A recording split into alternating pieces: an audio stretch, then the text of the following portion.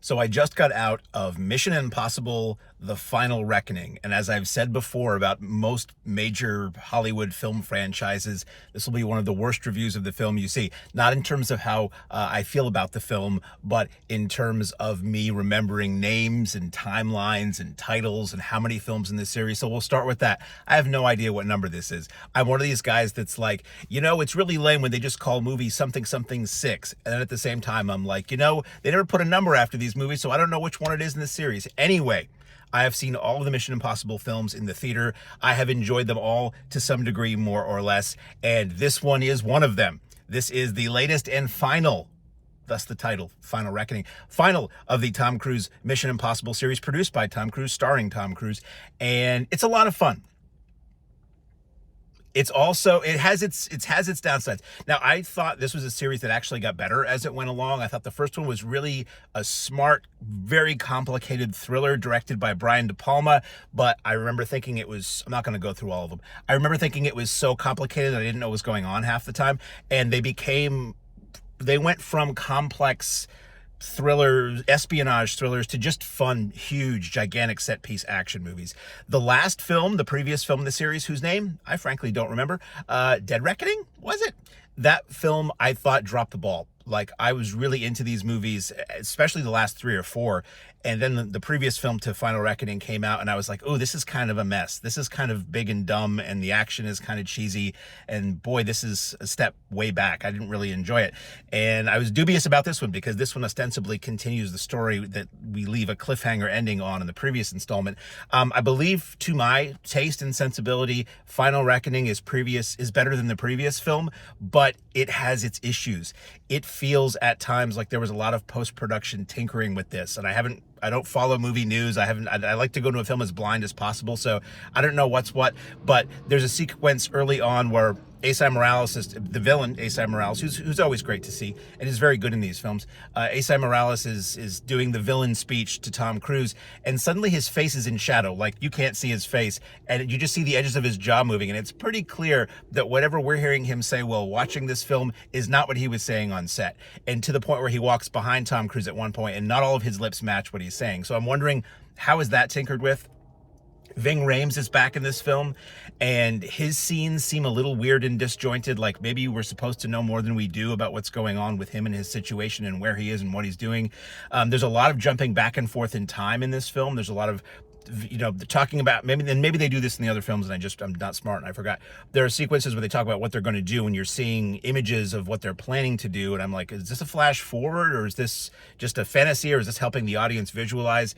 There is a tremendous amount of Basil exposition in this film. There is a tremendous amount of people in rooms talking about the situation we're all in, and some of it feels pretty ham-fisted in the dialogue and how it's written. There is a bit of speechifying that goes on that feels like not how normal people talk.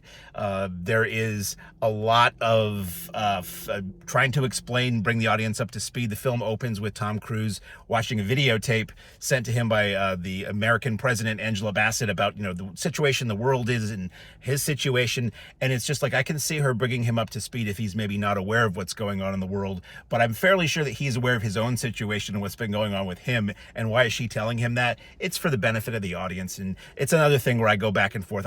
You can't please me, because I'll watch a film that has a tremendous amount of, this is for those of you who came in late. And then I'll be like, yeah, we know, we can watch the other movies. You don't need to re-explain all this. But when they don't do that, and it's a film like this for me where I see them in the theaters. I enjoy them to whatever degree I enjoy them, but I don't rewatch them. I don't watch them over and over again. I don't know. I might have watched the first one more than once, but other than that, I've never seen a Mission Impossible movie more than once. So there's a lot of hearkening back to the earlier films. There is a hearkening back to the first film in a very sweet way that gives somebody who was a very minor character, to my recollection, if even just maybe a walk-on, I wouldn't even call it a cameo, a bit part, an extra almost, is given a major role in this film and some really kind of cool character arc redemption. The film certainly looks great. I saw this in IMAX. All the ads tout filmed in IMAX. And I always figure, well, if it's filmed in IMAX, I should probably see it in IMAX. But more often than not, it's really only parts of the film that are filmed in IMAX. And that's the case with Mission Impossible Final Reckoning. The Final Reckoning Yes, sorry, they gave us a free promo poster, and it's sitting on my dashboard right now. So if I ever at any point I'm a little loose on what the title of this film is, you see me looking, it's reminding myself. Only sequences of the film are shot in IMAX. So IMAX, is a little bit more square than rectangular. It's a taller format, and it was originally designed and used for documentaries to really sort of put you, sort of a Cinerama kind of thing, to really put you in the world of the documentary. And they've since used IMAX screens basically just to show regular movies bigger with good sound, so they can charge more per ticket. Occasionally films will shoot in IMAX or shoot it some in IMAX. Dark Knight was one of those that did that, and this is the same deal with this film. For the most part, it's widescreen. So for the most part, what you're seeing when you go to see this new Mission Impossible film in IMAX is what everybody's going to see in any other theater that's not IMAX. But a lot of the action sequences and set pieces are in IMAX format. I didn't really notice the format change very much. There was a moment where it went from the IMAX format and you saw the top and bottom bars, if you want to call it, edges of the frame kind of slowly shrink down, which was kind of interesting. What I do wonder is if this is shot in IMAX and the full frame that was exposed for those sequences was the IMAX frame, if you see this film in a standard theater that's in widescreen, are those action sequences going to seem really cramped? Because I have to say, in IMAX, those action sequences were pretty tightly shot, or they were really framed for IMAX. And a lot of times you can get away with that by you just cut the top and the bottom of the frame off and you don't lose any important information. But some of the action is shot a little tight. It's not what I call the disease, but it was maybe shot a little tighter than I prefer, so that you can see they'll have actors do their own stunts or some of their own hand-to-hand fight sequences, and that's really cool, and I love that, but they often feel like in films that you have to have a nice tight shot of their face, and you have to make sure you see their face so you know it's them doing it. And I'm just like, I don't particularly care if I see their face. I just want to see who's doing what to whom and be impressed by the stunt choreography. There is a great sequence where Tom Cruise is on a treadmill. I don't want to give anything away. There's a great sequence where Tom Cruise fights an assailant. Let's just put it that way. And it is mostly done in long takes from a bit farther back. And it's incredibly impressive to see what these two guys are doing to each other and the fight choreography and the stunt performers and all of that. Thank you, Christopher McQuarrie. Thank you, Tom Cruise, producer, for letting us see what you guys are doing. A lot of it does seem to be Tom Cruise in the film. There's the end of the film, I don't want to give much away about this. The end of the film has this long sequence with biplanes, and that seems to be, a lot of it is really Tom Cruise. I'm sure there are safety measures that were erased in post, but it seems to be really him, and it's really like edge of your seat and impressive. And I will get to the story brief at some point. We're almost 10 minutes in, but do you care about the story of the Mission Impossible movie, really? If you can even follow it.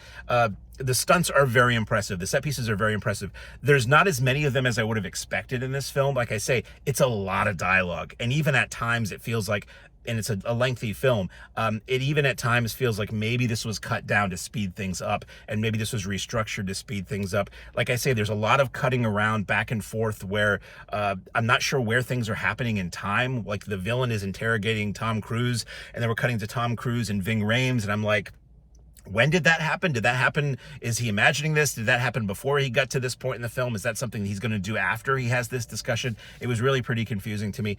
The story basically is something like this. The story is interesting in that it is very much of our times. It is very much, like I say, I like good science fiction that takes the world we know and then just sort of says, maybe this could happen. It is about out-of-control computer virus, which I've already forgotten the name of, because again, I said, worst review you're going to see. I'm not going to tell you any character names. I'm not going to tell you any actor names. I'm not going to tell you any names of what's going on. The Entity, I want to say it's called. And if it is called that, there's no reference to the Barbara Hershey movie. No connection to that at all. There's this, let's say it's the Entity. If I'm wrong, I think it starts with an E. The Entity is this out-of-control AI computer virus that is taking over the world, that is altering reality, that is causing people to develop into a cult that only believes what the Entity tells them, that creates fake news, as it were. And in this case, it actually is fake news, and it's not just, information people don't want to hear. And it is turning the world into a combative place where nobody can believe anything. There's reality, and there's the Entity's reality, but if everything you see and hear through every form of electronic means is controlled by the Entity, how does anybody know what real is anymore? And this Entity is trying to take over all of the government nuclear systems. That's really the core of the film. The Entity is trying to take over all the nuclear arsenals of the world, and then maybe do something really bad and wipe out humanity. So Tom Cruise is charged with saving the world. And I often say, with a lot of these kind of films, action movies or superhero movies or whatever, saving the world over and over again gets really kind of boring. A lot of times I like these films when they're much smaller stakes, and I always say just make them stop a runaway train. That's cool. Just something that's smaller stakes. But in this case, it kind of works. Some of it I thought was silly. There are moments in the film that felt silly and very heavy-handed and very Hollywood movie dialogue, which I guess is appropriate because you're watching a Hollywood movie. The team is slightly different than in the past. Again, I'm assuming because I don't remember who was in the other films. I know Ving Rhames was part of the team from very early on. He's in it. Simon Pegg is in it again. Hayley Atwell is in it again. The woman who, my deepest apologies, I cannot remember her name. She's in the Guardians of the Galaxy movie. She's the woman with the antennas. She's great. I would love to see her. She's been in some action movies. She's so good with action, and she's so like dynamic and interesting to look at that I hope either they do continue this series, which it doesn't feel like they will, certainly not with Tom Cruise. It has a very good sense of finality at the end of the film and probably a strong sense of harkening back to the original. But again, I only watched these once, and the original was, they keep referencing 30 years. So I think it probably was something like 30 years ago we had that original film. It was 90s, certainly. And by the way, side note, very impressive to me what Tom Cruise has done with these films and becoming sort of a guiding hand for these films, being just solely interested in making entertaining movies and keeping movies alive and keeping movie going in the theater alive. You see this in IMAX, and he actually comes on ahead of time and thanks you for coming out to the movies and thanks you for watching it in IMAX because that's how they wanted it to be done. It's really impressive that we can have a film series. And I used to say this years ago, probably back in the 90s, that I wished kids these days would have something like I had, which was series of films that go for a big long stretch where you can just follow characters and have like these movie friends that you see on the big screen over time. You know, I had Star Wars, I had James Bond, I had Indiana Jones, and you know, later subsequently kids did have that with the Harry Potter movies and these Mission Impossible movies, although arguably they're a bit more for grown-ups. But it is amazing that you can have the star of a film be in every one of these. Like, you could say that about the Bond films, but the Bond actor changed and they did weird things with the story and the reboot with the Casino Royale and all that. But with Mission Impossible, it is a set of characters and it is a linear story, and that's really, really cool, and that's a great achievement. And even though I don't love all of them, I really, for the most part, didn't care for the previous entry. This one I thought was fine, but the dialogue had me going, oh, come on, get on with it. And the action was good, but it, I don't know. There's a sequence involving a submarine that I just found kind of visually confusing in things. And some things just sort of seemed a bit ridiculous, but you like the character. You like Ethan Hunt. You like Tom Cruise. You like Hayley Atwell. You like Simon Pegg. You like Ving Rhames. You come to like that woman whose name I very apologetically do not recall. But it's a really fun movie. You know, I'm gonna leave it at that. It's a long film. If you can imagine, longer than this review. It's a long film. It harkens back to the era of Yakima Canutt with some of the biplane stunts. The earliest pioneers of motion picture stunts are really kind of paid homage to, whether intentionally or not, with that biplane sequence that just looks real. And by God, Hollywood, give us movies where the action looks real, because we've been in this virtual world for so long where it's, granted, it's, you know, better if you don't injure or kill your performers, but the eras we've had of CGI and green screen and wires where it just never looks real and it's too ridiculous. And there is some of that in the film too. There's some things where, you know, Tom Cruise does this and something gigantic almost takes his head off. And I will say, the way the villain is dispatched in this film made me cackle like a sick idiot. So everybody's going to go see this whether they hear me yapping for 20 minutes about it or not. But if you were curious to hear my thoughts in an ever warming car, that's what it is. So interesting. If you can see it in IMAX, do it. It's more fun. Yes, it's more expensive, but if you do the theater subscriptions like I do, I'm at an AMC, like right over there, AMC A-list, you don't have to pay any more for the IMAX or the Dolby and all that stuff, and it actually makes movie going cheaper and more fun. So anyway, not that I didn't mean to have a commercial in the middle of this. I was going to call it Final Destination. I was going to call it AMC. I'm almost there. See, the delirium's kicking in, so I'm going to wrap up. Mission Impossible, The Final Reckoning. It was all right.